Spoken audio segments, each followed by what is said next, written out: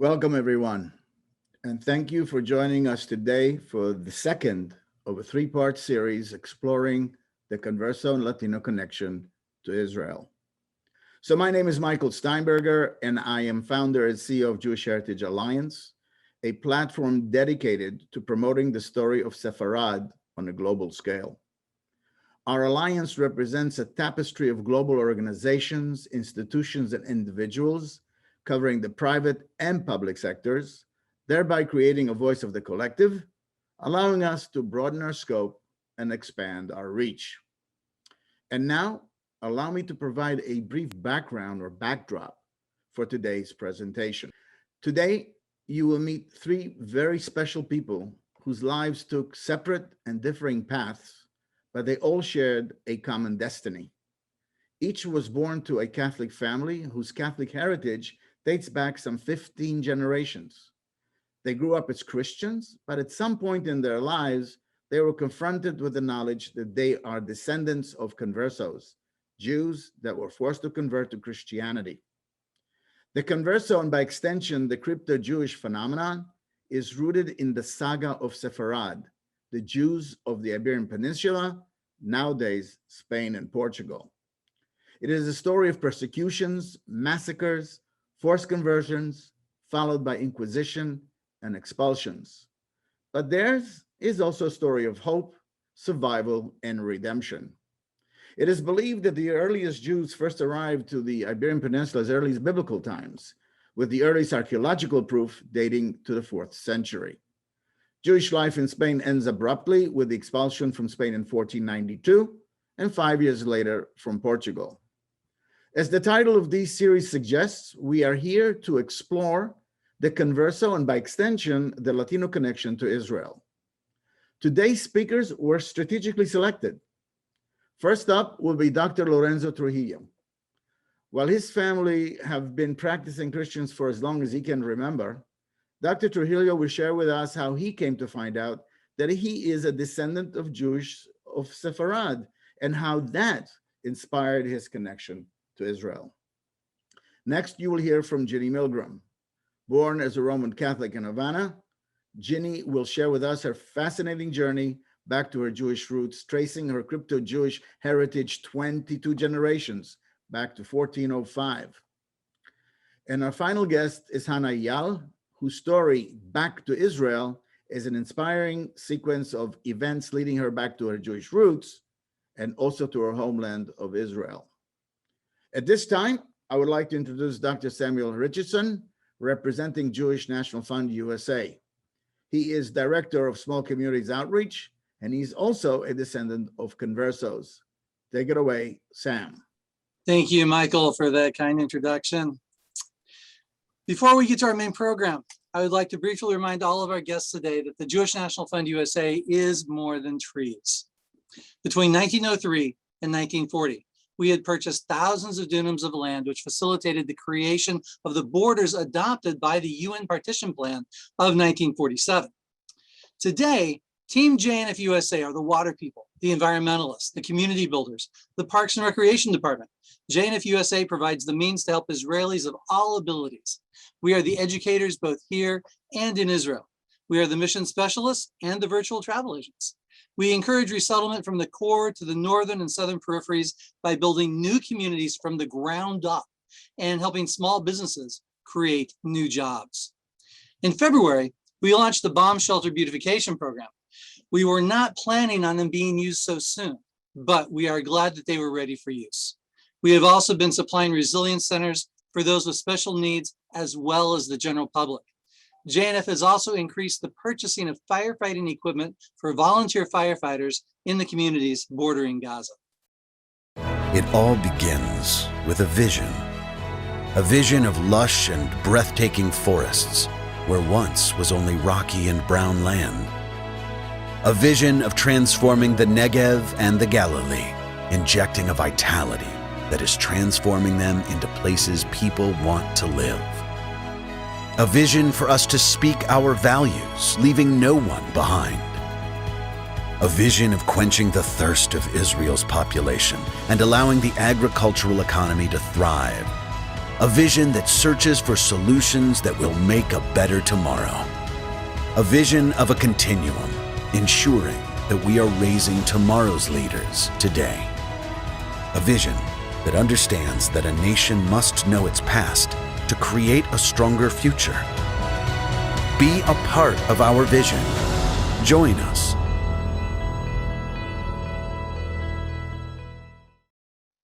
The Jewish National Fund is investing for the long term, from the forests of the north to the deserts of the south. The most important ingredient, however, is people, Jewish people coming from the four corners of the earth to rejoin the people of Israel to the land of Israel. Jewish National Fund affiliate Nefesh B'Nefesh makes the process easier by removing professional, logistical, and financial obstacles. Please partner with us today to continue the task of protecting and building the land of Israel for the people of Israel. And now, friends, let's turn our attention to the continuing saga of Sefarad. Come with me as we continue to uncover the story of a journey from darkness to light, one that began centuries ago and continues until this very day with our partner, Jewish Heritage Alliance. People are coming back. People are coming back after hundreds of years of being denied their Jewish heritage. On a history that was hidden, and I say hidden, not lost, but actually I think it was hidden. It's a piece that's missing. People have not understood it. People have not known about it, and it's been this big secret. What happened in Sefarad is a very important segment of Jewish and world history that was overlooked. And they'd say to me, you know, I have really strange things. We're definitely not Jewish, but we somehow always seem to light candles on Friday night. I started my Jewish life as a convert, and very happily so. My soul had aligned with my, let's say, my person. Whoa, my God, it's incredible. My country, the country I love, is Jewish too. Where did we come from? And how did these people come to Mexico, come to the southern part of the United States? They say that 25 to 50% of the early colonists to Latin America were recently converted from Judaism, meaning in the last generation before they came. I mean, this is an extraordinary idea.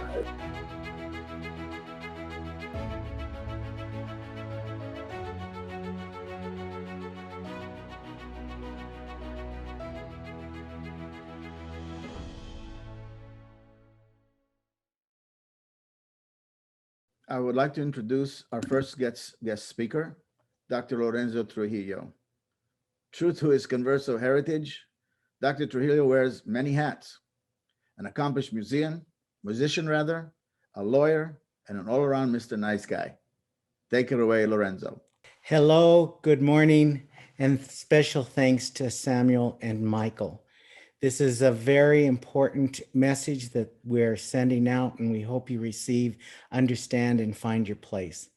I want to talk to you from my world, a world where I straddle both worlds of my Jewish and Christian Spanish ancestry. You're going to find that all of us here talking today are in the same kind of situation. But I want to approach it from three perspectives. First of all, my past ancestry. Secondly, growing up and adulthood. And then third, my embracement as a Zionist Christian in embracing my Jewish past. You know, when I was, I studied my DNA, and my genealogy goes back. I'm not as clear as Jeannie in terms of going back. I only could specifically go back to 1525 in Andalusia and Granada, Spain. But then with the DNA, we got a lot more information. But let me talk to you about New Mexico, and that's what you see behind me here. You see my ancestry and the violins and the ladder and so forth. My family first received a land grant. A land grant is where the Spanish and later Mexican government encouraged settlement of the Territorio de Nuevo Mexico by the establishment of large land grants. land given to the people that would settle the land, and we turned it into ranchos devoted to raising of cattle and sheep. Now, that first land grant was the Lucero de Godoy Martinez land grant from the Spanish Royal Garrison at Santa Fe on October 26, 1716. And it was regranted to Antonio Martin. Martin became Martinez eventually, the son of Martin, covering about 100 square miles in the Taos Valley. We still live on that land, my family. In 1892, the US government recognized my family land under the Treaty of Guadalupe Hidalgo. This is important because, you know, where we're living today was, you know, first it was Spain, then it was, there were all these different countries that had claimed rights here: Spain, France, Mexico, United States, you know, one after another. So my family would always say, well, we're this today, that tomorrow, you know, going through that. But my family were among the original ranchers and farmers of northern New Mexico and southern Colorado. In the introduction, you heard Samuel talk about that, and also Michael. That's my family. That's my family. And many families from the original grant in Arroyo Seco moved to southern Colorado. And those were the original Martinez de Godoy grant, and they picked up another grant called the Maxwell Land Grant, or also known as the Bubien Miranda Land Grant. That was 1,714 acres. This grant extended into southern Colorado and included the San Luis Valley and was known as the Sangre de Cristo grant. And in 1841, it was one of the largest contiguous private landholdings in the history of the United States. And my family established the Gallegos Ranch. And to this day, my family runs that ranch. And we still use the acequia watering system. The acequia watering system is where you bring water down in little ditches, and you have a wood block that you pull open and close to allow the water through. Well, Dario Gallegos, my great-great-uncle, opened the first mercantile store in 1857 in San Luis, Colorado. The store is still run by my cousins, Felix and George Romero. Now, all this is important because through all this, it runs this vein of the Sefarad. And even to this day, it runs as, we run as, many family members run as crypto Jews. They're not out. Others are out. In fact, some of my younger cousins are violating all the taboos by actually writing books about my family and telling the story. And of course, Jeannie, you know this, the elders, the ancianos, they just frown on telling the secrets, but they're being told, and they're being told. I'm telling the story too. Well, my ancestors were astute businessmen, politicians, farmers, and ranchers. In 1999, my mother published a book titled Autumn Memories: My New Mexico Roots and Traditions. The book sold and sold and sold through 3 runs. Of course, my mother was so very interested in all of our family knowing our roots and traditions. She went to cousins' homes as we traveled through southern Colorado and northern New Mexico selling family copies of the book. Her mother, my grandmother, was very concerned that the youth had lost a sense of our own history and traditions. And so one of the things we always have done is, and I'll talk about this a little bit later, but my grandma tells us we're Levites. We're Levites. You're from the tribe of Levi. And your responsibility, according to the book of Numbers, is to teach the traditions. And so we would get in those days, as many of you might remember, an old Volkswagen van that spouted all kinds of smoke out of the back, and we'd go to all the festivals and all the towns and villages, and we would teach. And my mother would go around peddling her book. Well, my mother eventually died of breast cancer, and they found in her the BRCA1 gene. The BRCA1 gene is directly tied to the Sefarad that settled northern New Mexico and the Valley of San Luis. And many of the women have and are dying from cancer from that gene that comes with our family. Well, my DNA shows I'm European Spanish, 48%. And I don't know how I got 2% Sardinian. And all this is traced to my Jewish ancestry. But let's talk, that's the past, but let's talk about growing up and my adulthood. My grandmother had us all move. She bought one of those triple units, where it's one house, and they're all stuck together. And that's when we moved up from southern Colorado. And I didn't know, but we were in a Jewish neighborhood.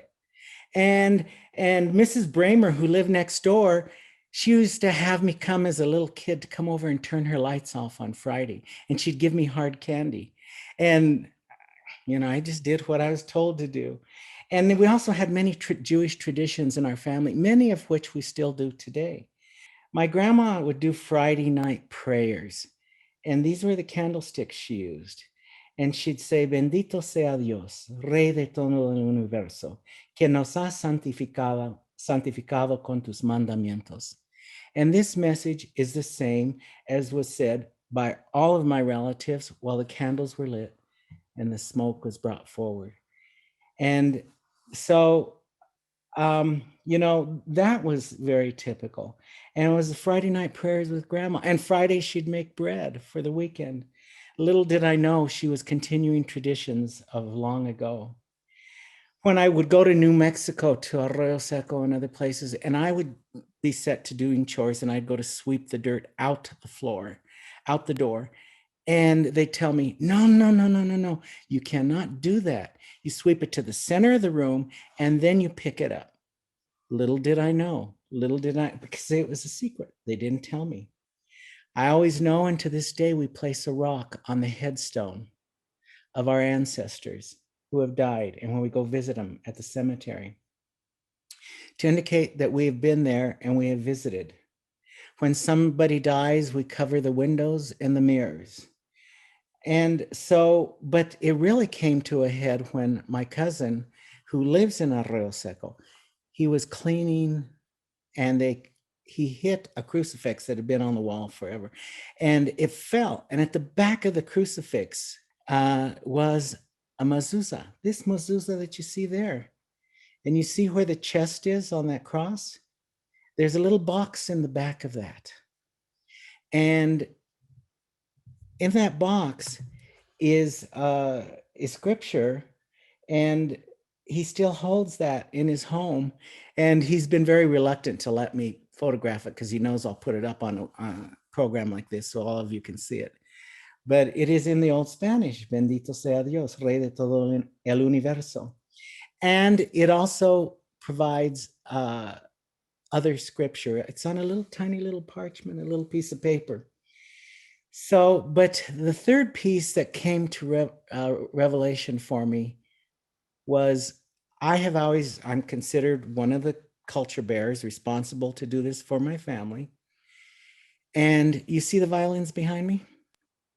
The top one, we were digging to put in an indoor plumbing and bathroom in one of the adobe houses. And in that indoor, there was a vault. Now, some of you may have read some of Corinne Brown's books. She talks about a vault in an adobe wall. Well, this was one of those vaults. In there was that violin that you see at the top of the picture behind me, but there was a bow in that. And that bow was very interesting to me because it doesn't look like any of the bows that you would normally see. As you see, it has engraving on it. So with Corinne's help, Corinne Brown, we spoke with rabbis in El Paso and San Antonio, in New York and Chicago and everywhere, Dallas, because I knew these were special, because they were in that old wooden case from the 1800s. As it turns out, these engraved symbols on the bow are symbolic of the rod of Aaron, of the tribe of Levi, as it puts forth buds and produced blossoms. Look at your Torah, Numbers 17, 8. You're going to find that same reference to this. And so this is a bow that's been in my family forever. And it's interesting because some of the rabbis said, you know, the crypto Jews did not do anything that would reveal who they were, but in my family have been the musicians, and they've played this old time music. My grandmother told me as a young adult, not until I was a young adult, that we were from the tribe of Levites. As such, we were, and specifically I, as well as my mother before me, as well as my grandmother before her, were responsible to teach the old traditions in the music and dance that I have been handed down and has been handed down through centuries.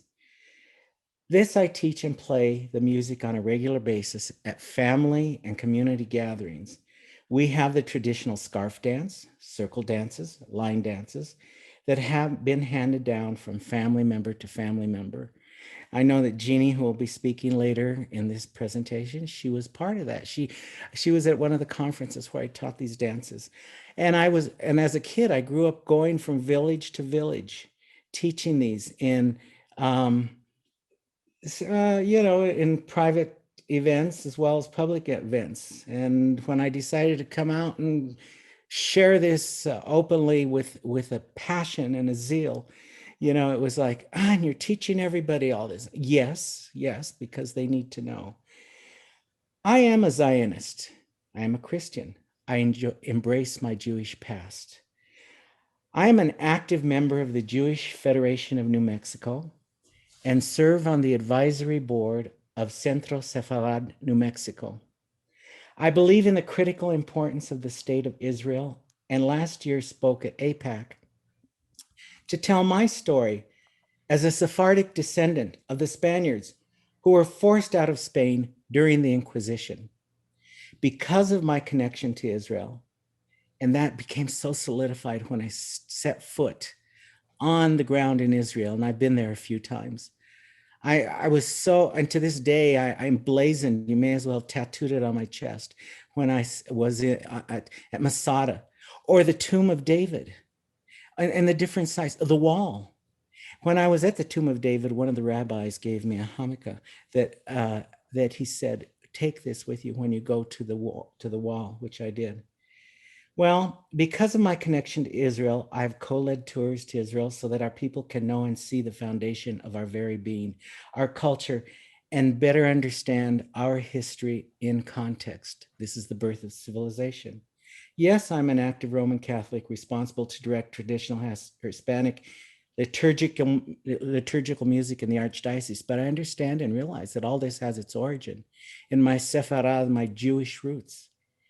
I believe it is a moral imperative that as Jewish descendants, we recognize the importance of Israel as a nation and cultural center of the world, but especially for us, the Sephardic Jews in the New World. It's been a pleasure talking to you today, and I wish you all the best on your journey. Shalom. Wow, that's amazing, Lorenzo. Thank you so much for that fascinating story. In parentheses, Lorenzo several times referred to Corinne Brown. So just for everyone to know, she's a member of the Society of Crypto-Jewish Studies, just to put that on the record. Sam, do we have any questions for Lorenzo? Yes, we did, but he actually answered it. I was going to ask, what is the definition of a Christian Zionist? And then you summed it up wonderfully. So thank you very much. So now please allow me to introduce to you Ginny Milgram, a friend, a colleague, and a member of Jewish Heritage Alliance Advisory Board. Ginny will take us through her fascinating journey of discovery and redemption. Take it away, Ginny. Thank you. Thank you, Michael, and thank you, Sam. And it's such a pleasure to be here with my colleagues. It's not usual that we are together with Lorenzo and with Hannah. And so it is a pleasure. I will tell you a bit of my story and a little bit about what the crypto-Jewish descendants are doing in the world today. I was born in Havana, Cuba, to a very Roman Catholic family from Spain. We moved to Miami with the Castro Revolution in 1960. I was 4 years old, and anyone that does the math, I'm really going to have a problem with. I was put in the best Catholic schools in Miami, grade school, immediately the best, and only the best, the convent schools, the schools where the priests were. And I, from the age of 6, and I know that this is hard to believe for anyone that has not had this kind of feeling, from the age of 6, I felt something was wrong. I didn't belong to the people that I was with. I didn't understand how, let's say, the ideology that I was being taught. And there's enough jokes about Catholic school in the 60s to understand that it's intense. It's intense. You're just being taught and taught and taught. But for me, something was wrong. I was questioning and questioning. I got indirectly punished, let's say, in school by not being allowed to go to recess and having to study more. And I always felt I was unable to talk to my family about this. But I do recall, as a little girl, we had to go to church on Sundays as part of being in the Catholic school. They took attendance, and every Sunday morning, my sister and I would be dropped off at 12 for the noon mass and picked up at 1 p.m. My family did not set foot in the church. But here were my sister and I in an area that had a lot of Cuban, and as you know, Cuban is family, and the abuelas and the other abuelas and the tias and the aunts and everybody. And my sister and I just standing by ourselves. I was 6, she's 4 years older. You just can imagine these 2 little girls amidst all that, and our families picking us up afterwards. And funny enough, I never thought it was strange. But life goes on, and I went on to high school. And in high school, I was even a spiritual leader. I kind of put the Catholic thing aside, and I was very connected to God. And it just continued. I stopped questioning through my high school years, and then I hit the university, a woman's Catholic university in Miami, and that's where I learned comparative religions, and that's where I realized that everything that my soul had been yearning for, had been longing for, was Judaism. However, life takes over, and it takes over for all of us. And I got married, Cuban Catholic man.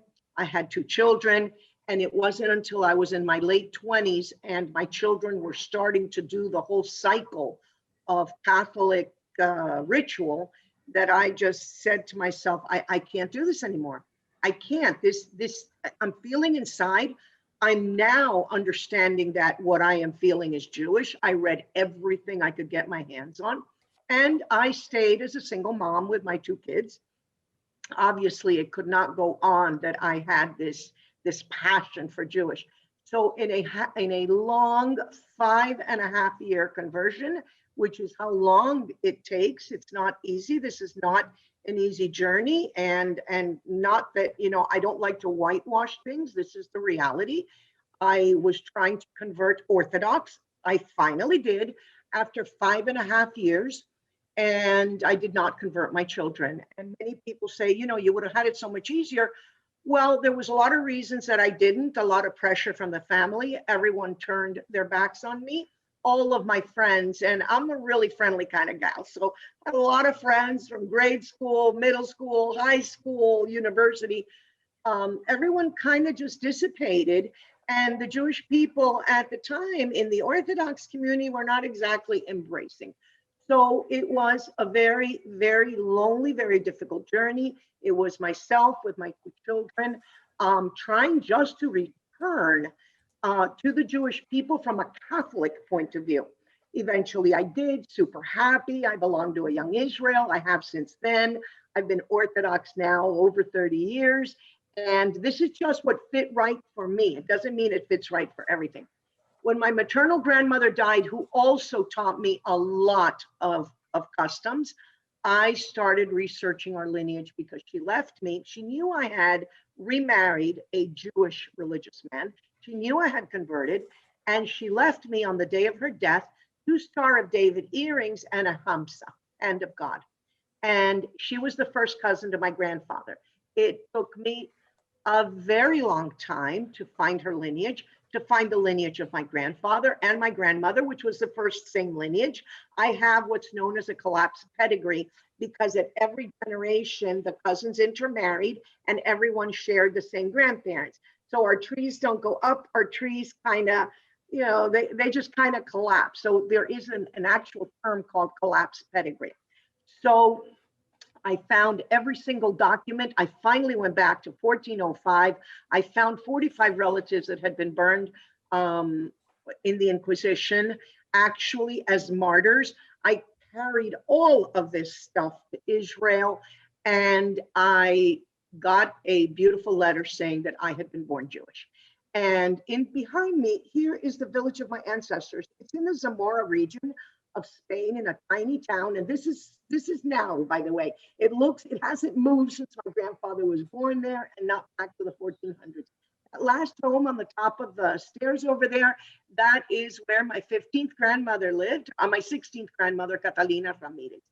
And since then, I also had to prove to the rabbis in Israel that this town had a Jewish background, because I couldn't just go on this immense, I had every single birth certificate, death certificate, trust will and testament for every single relative, but the rabbis wanted to see that Jews had lived there. So I also had to bring with me historians. I found 2 mikvaot, Jewish ritual baths. I found 2 synagogues, and a lot of those pictures are up on my website, jeanniemilgram.com.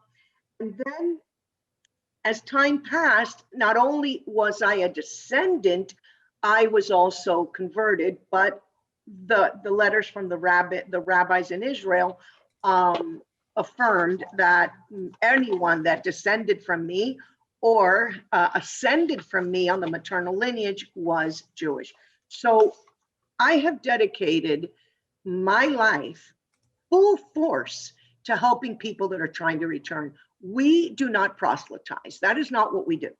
But I am there. People just find me. I have a website. They're on my WhatsApp. I don't know where they come from, but this is exactly what I do, is I hold the hand of all of these people that are trying to return and find that their families reject them, that nobody talks to them, that they find themselves alone in this world. And it's so hard. So I have decided that I'm going to be that person, and I'm trying to teach other people, because like Lorenzo said, not all of us speak out. There's people that I try to get on a Zoom that I know have come from my similar background, and they just, if you can imagine, hang up on a WhatsApp. They don't want to know from me ever again. I help them to return, and they are too scared. This is too difficult. And when we talk about from darkness to light, if we don't keep that light going, then what are we going to do? So I think that my mission, and people like Lorenzo, our mission is to show people that we can talk about it. We can come closer, and hey, nothing's going to happen to us. I am a super proud Jew. I am a Zionist. I'm a super proud Jew. And it is just something that I feel very active on social media. I have a lot of people following, and it's all people that are frightened and they're scared. And so a lot of people say, you're always doing these Zooms. Yeah, I'm doing these Zooms because I'm hoping that at some point, even in this Zoom, maybe I give one more person the strength. The other thing that I do now is that I work with an organization called Kulanu that for years, 25 to 30 years, has been working with outcast communities that are isolated, but they didn't have anyone working directly with the communities of Latin America. Today, I work with 98 communities that are isolated of people like me, descendants from Monterrey, Mexico, all the way down to the bottom of Brazil. And these 98 communities are people that I'm in contact with all the time. Every single day, I'm teaching classes on Tuesday nights in Spanish to them, just typical Judaism classes. I'm teaching about the holidays. I'm teaching about kashrut. And my husband, Michael, who is just so amazing because he's from Romania, he's Ashkenaz, and he has taken up this fight like it's his own, or journey, let's say. So on Sunday mornings, he teaches from 8 to 9 and then 9 to 10 in French to isolated people claiming these roots from Mozambique, Cote d'Ivoire, from Nigeria. And we're just trying, and I hear his questions. They're like questions for me. And people are trying so hard amongst the most adverse conditions to be able to touch the Jewish people. So when and I'm trying very hard I don't think that I can do anything. I'm not a rabbi, I can't convert them, but I think that what we are able, and I'm just, to anyone that's out there, when somebody comes and they tell you, I feel Jewish, there's no explanation for it. Let's not get scientific. It's just you feel Jewish. Your soul is Jewish. That's exactly what happens. So I think that mostly people are just looking for validation. They're looking to be validated that they have these feelings, that what's going on, before they even understand what a crypto-Jewish descendant is. So I think that anybody that hears this in your synagogue, anywhere else, just validating by listening, by not being non-judgmental. Right now, another project I've been working on since 2015 is the digitization of all the Inquisition judgments all over the world: Spain, Portugal, Mexico, Cartagena, Colombia, Lima, Peru, Goa, India, and it's being funded by an organization in Israel. And right now, we already have a huge amount of procesos, which are the judgments to the Inquisition from Torre do Tombo, the archive in Portugal, and they will be up online in the fourth quarter of this year. You will hear a lot about this because this is big. Up to now, these judgments, which hold our genealogy, by the way, this is what's so important. Up to now, you had to go to the archive, you had to sift through it, you had to go to boxes, Spain, Portugal, and now they will be up. And this is the only proof that the rabbis will accept that you come from a Jewish lineage. I mean, I had to do it the hard way, which is why this is now being done on a worldwide scale. And this started during the pandemic. I started in 2015, got the green light in Portugal during the pandemic. And the minute that Torre do Tombo opened its doors, April 1st of this year, our scanners were in the parking lot. So this past week, I received the contract. It's being reviewed by the lawyers from the Spanish archives. So little by little, there's been a lot of work. I've even had to go and reach the Vatican envoys to give permission. There's been just an incredible amount of work, but it's really amazing to get to this point. And that will give the opportunity for so many others, of thousands, not only to be able to return, but it will give historians enough fodder for a long time to understand the diaspora of the crypto Jews. And I want to leave you with a thought, a very difficult thought. And I did it at the end because I've got my Kleenex here in case I start to cry. My only uncle died yesterday. He's the brother of my mom, and he shares his Jewish ancestry. However, he died, he's 92, he was 92. He was brought up Catholic, and the services will all be masses and will all be religious for the family. People like me that return, we will always be proud of who we are, but we remain on the fringes of the family. And as proud a Jew as I am, I have returned alone, like most of the Converso descendants. We do not return to the Jewish people with 100 people surrounding us with suitcases like the Soviet Jews. No, we return alone. So I am left with only two things that I can do to convert, to give him the honor and to acknowledge the Jewishness. I have obtained, the funeral will be this week. I have obtained some Jerusalem soil that my rabbi was kind enough to arrange for me to get. And I will go, and if the family permits it, I will put Jerusalem soil in his grave. And as small as that might seem, I want that one symbolism of who his family was to be buried with him. And two, and I am not saying this because I am on a JNF program.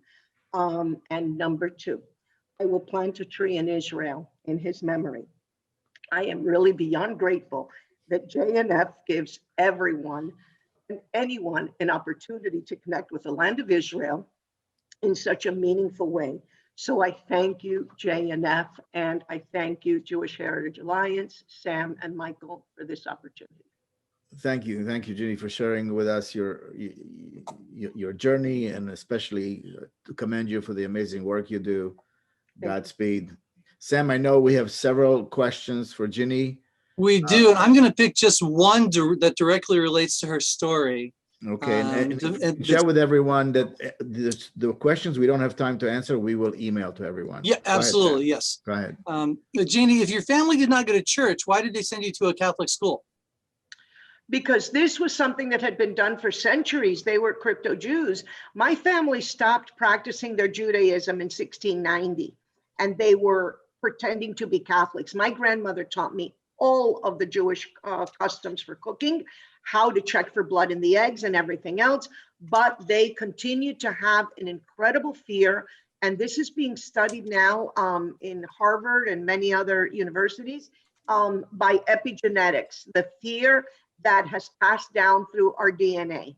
So they were very frightened. They continued their world, but continue to, even to today, practice underground by feeding me these memories. Thank you. And yes, all the other questions that are not answered during our time, we will get answers and send out to everybody via email. Ladies and gentlemen, it is my special honor to introduce to you today Hannah Ayal. Growing up as Anna in Catholic Portugal, Hannah's family expected her to become a successful Portuguese academic. Her life trajectory, however, changed in a dramatic way when at the age of 25, she traveled to Nepal and India, where, of course, she met an Israeli guy. Eventually, Hannah discovered not only Judaism and Israel, but her own Jewish heritage. Please welcome Hannah Ayal. Oh, thank you so much, Sam. I feel quite moved, I must say, to hear Jeannie. I want to say first, of course, huge thanks to the Jewish National Fund and the Jewish Heritage Alliance, both to give me this opportunity to be giving my voice to the ones that return, but especially the ones that return to Israel, which I don't think we are so many. But especially to actually give space for this to be part of the agenda of Jewish topics, because I really believe it's so important. And for me, I was just listening to Jeannie and thinking actually how special it is that I'm here again listening to her and feeling that we are actually such a little community still, because I'm here in Israel and Jeannie, it's raised in Cuba and going to Miami, and we just happened to meet in an event in Netanya, and we felt a connection of our story. And here I am again, moved to tears and super emotional with what I'm listening. So I was born in Portugal, in a city in the north, Porto. Raised Catholic, like all of us here in the panel. For me, I can say that my family was pretty much a secular family. We did have identity. We celebrated all the holidays, but I can't say that I got a religious education, although it was who I was. I was a Catholic. For me, exactly like Jeannie, from a very young age, I was not fitting in, kind of an unrest and a feeling I couldn't find myself spiritually, and it quite progressed to questions: why are we praying to a human being? Why do we need it when we have God? And pretty much in the age of 18, I was already quite disconnected from the religion and feeling it was not for me. I moved forward in life. I went to study psychology, exactly like Jeannie, in a Catholic university. And in the age of 25, in my quest for finding my spiritual place, I was quite into yoga and meditation at that time. And this is what brings me to Nepal and India, where, of course, I meet Israelis for the first time. It's quite impressive for me that all this happened 10 years ago, and I was there listening to Hebrew for the very first time. And And it was what catch me, actually. I heard the language and it was special to my ears and I couldn't let it go. Later, I met who is today my husband, Shai, in the trip in India. We had a quite interesting conversation surrounding the conflict with the Palestinians, and we moved forward between Arabs and Jews and many deep questions that I tried to figure it out actually what it is to be a Jew. And from this relationship with Shai, I'm coming to Israel for the first time. Actually, I was making the math. It was exactly 8 years ago. And many of us describe this. I feel that for me, a huge part of my story was actually this experience of coming to Israel the first time. I was not ready at all to the intense emotion that I was feeling. I'm in the flight, completely focused in what I have to read or to play with my iPad at the time. And it was just immediate. The moment I heard that we are about to arrive, I just looked down and I had this huge sense that I came back home. This is something that it kind of scared me, if I can even say. It was so intense, this feeling of belonging and of feeling that I have a space here. I was quite not ready for it, but this is what I actually felt. Many people describe the same experience. And from this visit, I just come back home to Portugal. Still, my relationship with my who was supposed to be my future husband, we were still in this relationship that we were not knowing how to figure ourselves out. But I'm returning home and I'm just sitting with my parents in the living room, sharing my experiences with Israel, and I'm mentioning this incredible fact that people love the country in Israel. So I just mentioned people are walking in the streets with necklaces with Star of Davids. And in a second, my mom just tells me a sentence that pretty much changed my life forever. She tells me, I just remembered when I was young, I used to have also a necklace with a star. It took us a few hours to look for it. It ended up being this Star of David that I still can't believe that I own, that I hope you all can see. So we actually found this, and for me, this is where the journey starts. I pretty much felt that there was something here that was beyond rationality. I'm going to India, I'm meeting an Israeli, falling in love, he's a Jew. My mother has the Star of David. What is happening here? Of course, I asked both my mom, both my grandmother millions of times, there is a heritage? Mom, do you remember anything? So the questions were many. The answer was always the same. My mom was pretty much telling me, I know nothing. I don't know. The only thing she remembers is that she's the biggest of 4 girls, and all my aunties are saying she got this necklace from grandma, that is Eliza. We didn't got, she got, but more than that, nothing. My grandmother pretty much running away from all my questions, and I couldn't get any answers. So for me, I think it's important to voice this side of the story. I was listening both to Lorenzo and Ginny, and I quite feel this urge to say that unfortunately today, the path of genealogy is not something easy. For me, I try to do it by myself, exactly like Ginny mentioned, going around the archives, trying to read the documents, finding myself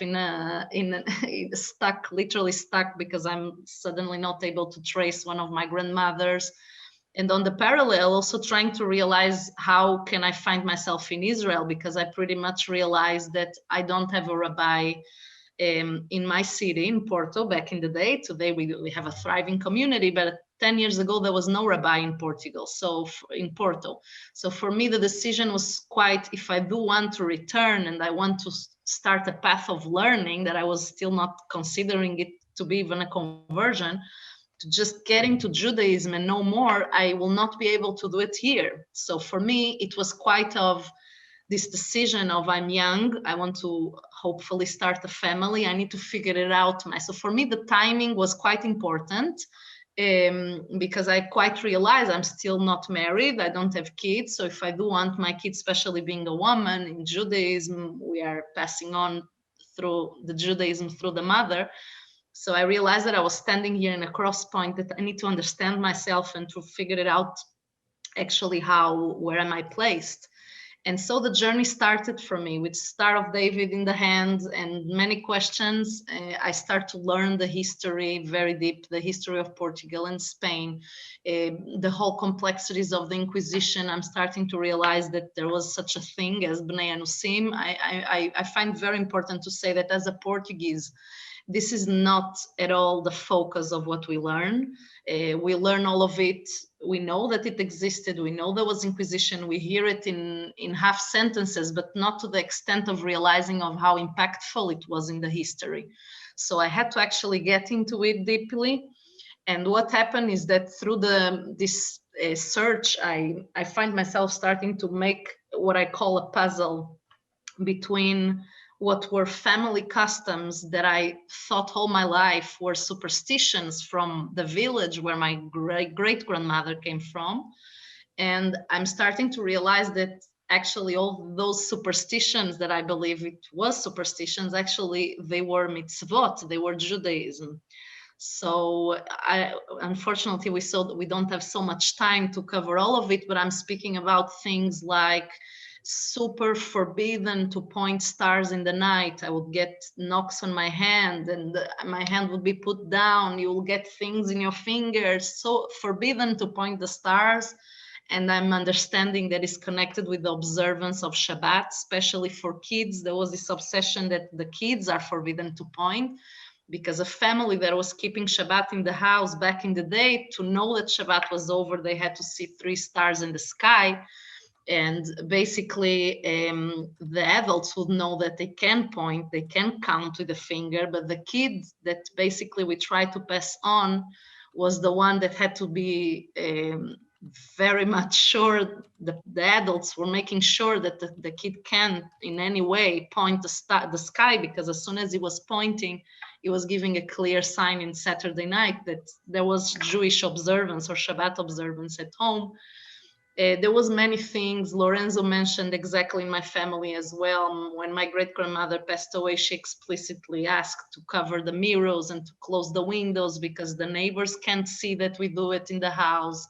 The bread that falls that we kiss, the blessing we say for a fruit when we eat the first time in the season, the constant mentioning of we can do lashon hara, malingua, which is like a Jewish custom preventing us from speaking about others. So all of this was pretty much inside my family, and I made the path of around 1.5 years through searching, through going to being already in Israel and searching in places and trying to figure myself out, including with Jeannie, actually, with speaking with Jeannie, going to Belmonte, a village in Portugal. And through all this, I'm starting to make this puzzle. And for me, what actually happened is that I actually reached to a place that I realized that I will not be able in a functional time for me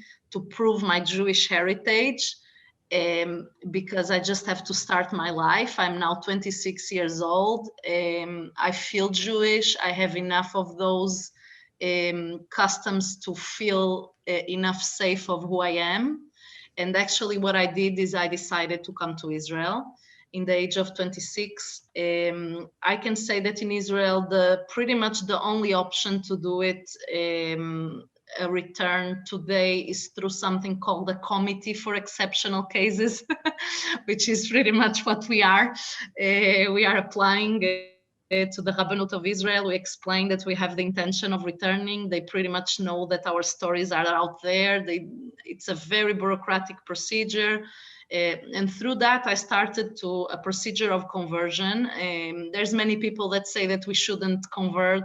I especially feel that for me, it was great that I had that opportunity. It was a return for me that covered many points. Also the soul and the family connection, but as well the rational side of it, to actually be for 1.5 years digging into Judaism and having the option to choose that I want Judaism, that I want to return, which for me was super, super important. And I'm very happy to say that in the end of all this, which is the most important for me, is that I was actually the last in this lineage, especially of women in my family, that pretty much passed these traditions to the extreme of losing the identity. My grandmother, only 3 years ago, when her neurological capacities are not in the best functioning, started to actually mention that she was living close to the Douro River in a community where all the families were connected, and she was being chased by the kids called the granddaughter of the Jews. This is the first time she mentioned it, when I'm already 8 years living in Israel and trying many times to get some kind of an answer. She's always afraid not mentioning. And just now she mentioned it. So we are speaking about a phenomenon that the fear was so big that the identity was actually lost. To mention that I'm Jew, to know that I'm a Jew is not there anymore. But the thriving of the customs and the traditions is what is special here, because something stayed, those little signs. And I was actually the last one that got them, and the first one that quite said to myself, I'm not going to pass this on, because me, the academic lady that is not finding any logic in nothing of it, I was pretty much asking why I can't point stars, why I can't do this, why I can't do that. And I was always listening, this was our ancestors did it, it's for our luck, and kind of answers that were not fitting to myself. And I decided I'm not going to move on. But apparently to be Jewish is much, much more deeper than what we can understand. And actually I did return, and today I'm Jewish. I'm Israeli, super proud to be Israeli, to be able to actually come to Israel. And I got married. And as much as I pray that I will have a boy, I'm already a mother of 3 girls. My sweet 3 little girls, Noah, Leora, and Amalia. For me, it's actually a continuity of this lineage of women that are keeping Judaism. But what is special, actually, I like the symbolicness of what actually I experience in my own story, that today a mother and these 3 girls is actually going out every Saturday in the end of Shabbat. And we go out to the balcony and we point to the stars of the sky of Israel every week. And we are the only ones that do it, because all the others are just looking to the calendar to know what time Shabbat is out. But me and my girls do it. We are out, we are pointing the sky every week. And every time I do it, I actually feel that once in Portugal, today in Israel, we are continuing, because we are here thriving. And for me, I think one of the things that it's one of the best blessings I got was the opportunity to be in Israel, quite outspoken about it. I'm very blessed to speak fluently Hebrew, and I shared my story with around 10,000 of people already in Israel. And I do it because I actually believe that this story is actually a story of every Jew. Is a story of every descendant. It doesn't matter where this descendant comes from, but for all the generations, stories from all corners of the world with different names, but basically with the same roots. Jewish souls that just want to come back home. It doesn't matter how this home is going to be, in what shape, being it Israel, being it somewhere in the world where I'm loving my connection. We are actually the last living generation after hundreds of years of past generations that we did everything that we could to keep the traditions, to keep the Jewish traditions and until our days. And because I believe so much that in this, it's where we see hidden the depth of the Jewish identity, in this continuous generation after generation, keeping the Jewish tradition. And what is special in our case is that, and I felt this pretty much in Israel. In Israel, we feel still this kind of the last memories are pretty much rooted in the experiences of the Holocaust. And sometimes I look to my point of view or our point of view that we are here gathered today, and I actually feel that we are the most ancient living heritage of Jewishness that exists today in the Jewish world, because we are holding here strings of around 500 years, so many generations of the grandmothers of Ginny, and even people like me that do not have the capacity to prove it, but it's just there in those little signs. And what is special is that from all this, we are actually being able to return. And this return is so not obvious, but it shows so much how to be Jewish is beyond the barriers of time, beyond the barriers of space. And what is special is that we come actually to prove that this identity it can survive for generations and can just come back and be stronger, be much stronger. I say thank you very much, toda rabá and obrigado, all the languages that cover me. And it was a pleasure to be able to share my story with all of you. And somehow, as my dear Lorenzo and Ginny said, that we'll somehow inspire someone and gave some light of the path of each one of you that is trying to reconnect. Thank you very much. Wow. Thank you. Thank you so much, Hannah, for that very inspiring story. Beyond description. I know that we have several questions, but we're really running out of time here. Sam, anything in particular that you want to ask at this time? Just one that came up, and I wasn't, just to clarify, Hannah, have you done DNA testing or no? Yeah, I was quite wanting to take that question because I just passed my eyes and saw it. It's very interesting that actually people ask this. For me, from my point of view, I was quite like taken, all my motivation around the DNA tests was lost in Israel, because it's something that the world should know. In Israel, on the rabbinical perspective, this is not even something they look at. So when I was coming from this point of view of I'm trying to get my answers so that I can be accepted, let's say, for me, the DNA test was looking like irrelevant, because this is not what's going to say anything. Today, I'm coming from the perspective of I'm curious about it. I would like to know because maybe it can connect me. But the truth is that, yes, someone that wants to return on an Orthodox perspective, meaning is going to be fully accepted in Israel, the reality is pretty much the only option is whether to have actually a file of genealogy supercomposed like our incredible Ginny managed to do with many years. The only option is actually to pass a procedure of a conversion through this committee. That is not obvious at all to pass this. Is not, Ginny said it, and I want to say it again, it is not an easy path. I was here for almost 2 years with a visa, with a stamp that is written, not permitted to work. So, which is kind of a paradox, because I'm actually in the country studying, but I can't work. So somehow figure yourself, there is people that are coming for a few months, returning back. So it's controversial. It's not easy. It's not an easy path. But ultimately, I feel that the ones that really want to do it, somehow it is possible to find our place. And I really hope that many of us will do it, because this will actually change. I felt when I arrived to the Rabbanut in Haifa, and I felt from the rabbis that they know what I was speaking about, but I quite had to educate them. It was not something that I felt that, okay, yesterday or 1 month ago, someone was here with the same story. This is not the feeling, it's not the reality. We are still the exception. And as Ginny said, we come back alone.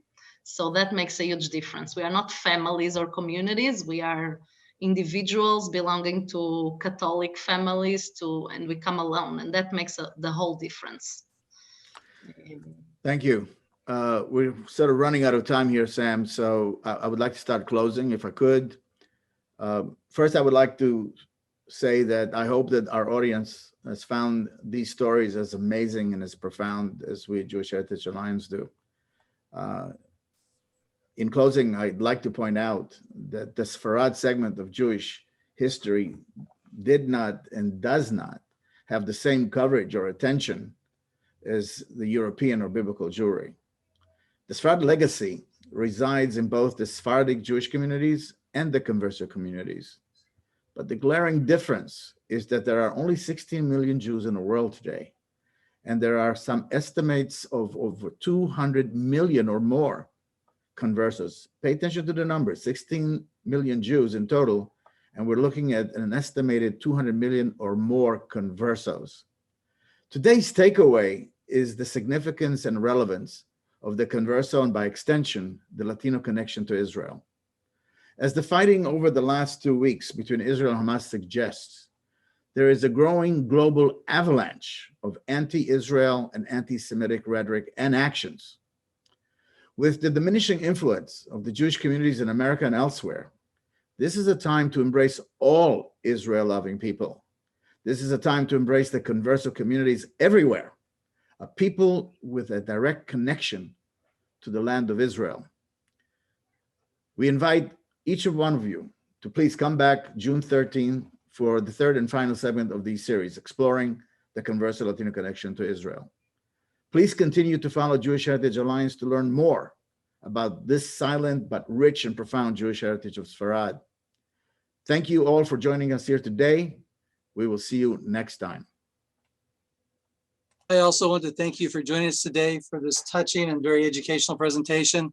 If one of your questions has gone unanswered, please be assured that we'll collect them and you will receive a response via email. In addition, you'll receive an email from me later this week with a link to the recording of the event, a link to support the work of the Jewish National Fund, and a link to register for the next session. Briefly, I want to speak to you as someone who has himself descended from conversos. As we've learned together today, for those who discovered the Jewish ancestry, it's important to know that there are resources available for reconnecting to and supporting our people and our land. If this event has been meaningful to you, I would ask that you consider a direct investment in Nefesh B'Nefesh, the organization which specializes in reconnecting the people of Israel to the land of Israel. Now, please join me for a quick tour of our new Nefesh B'Nefesh Jerusalem Aliyah campus and visitor center. And then we will close with a tribute to those who have made Aliyah to our land and sing together our national song, Hatikva.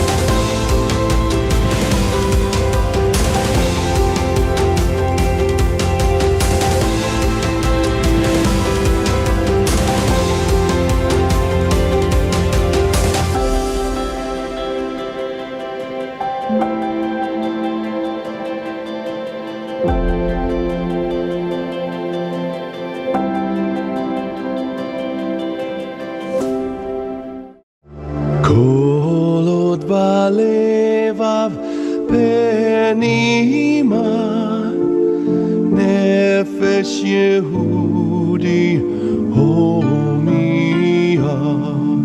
ולפתי מזרח קדימה, עין לציון צופיה.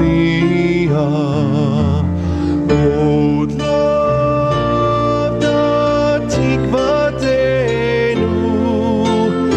עתיד